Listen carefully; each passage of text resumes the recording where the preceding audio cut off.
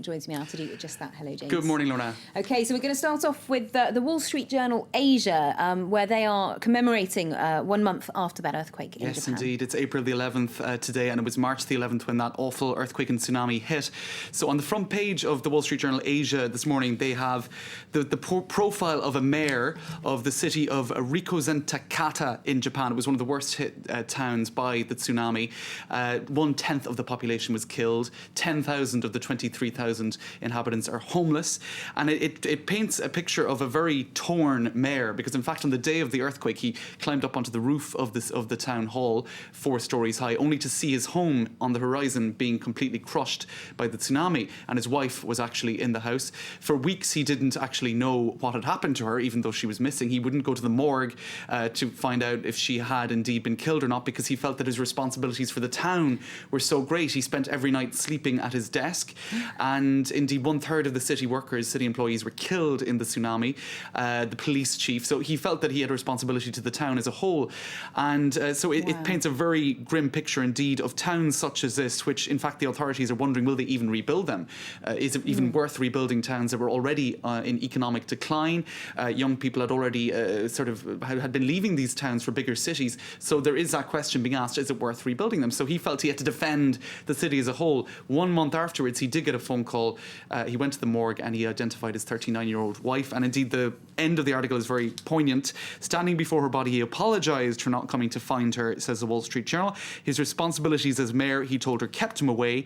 When I think about it, Mr. Toba said afterwards, it really makes me question what kind of human being I am. So it paints a really awful dilemma for that man caught between the responsibilities of his job and his family life. Yeah, really, and really amazing stoicism from that sort of symbolises how the people of Japan seem to have responded to this disaster.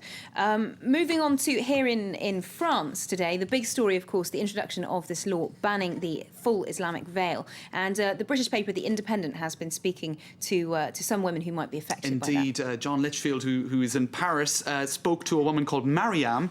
Now, she's typical of the women affected by this ban, which comes into force today. And she's 30 years old, married with 3 children, from a moderate Muslim family of Tunisian origin. She's French-born, a French citizen, which is typical of the 1,900 women in France who wear the full Muslim veil, according to a survey. So her parents, in fact, weren't in favour of her wearing the full veil. This is also typical. It was her choice to wear it. So what he's basically pointing to here is the fact that a lot of these women, they're not foreign nationals. They're actually French-born in the majority of cases, and they choose to wear the veil.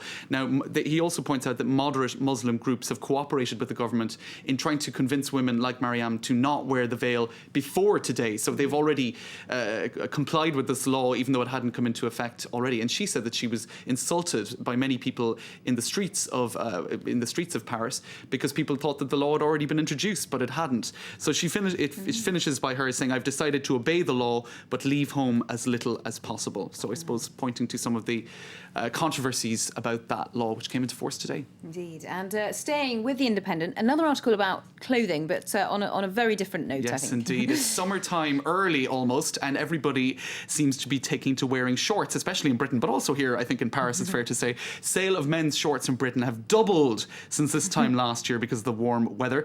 And they've taken the opportunity to look at how certain world leaders wear their shorts. Now, indeed, David Cameron was criticised last summer for coupling shorts with pretty unfunky footwear, one might say.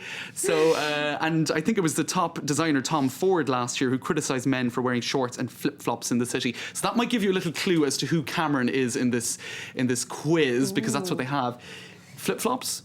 It's the one on the far right. End. Exactly.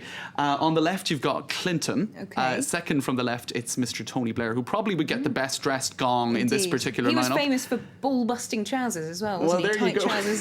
There we go. And some pretty funky shorts. Sarkozy is the mystery number 3 there in his dark trousers and trainers. So there you go.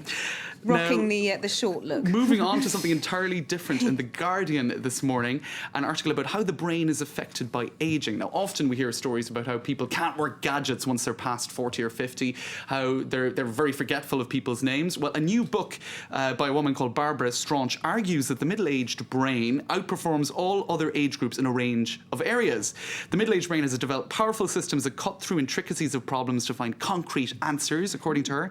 It more calmly manages emotions and information. It is more nimble, more flexible, and more cheerful. And she goes on to do a demolition job in this book on the demonization of middle age. She says that there's no evidence for midlife crises or empty nest syndromes.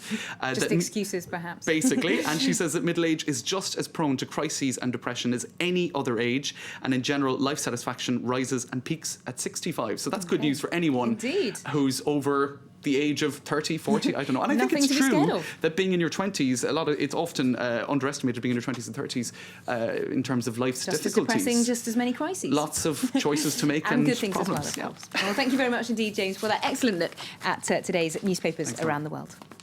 Let's get a reminder now of our top story here on France 24 this Monday. The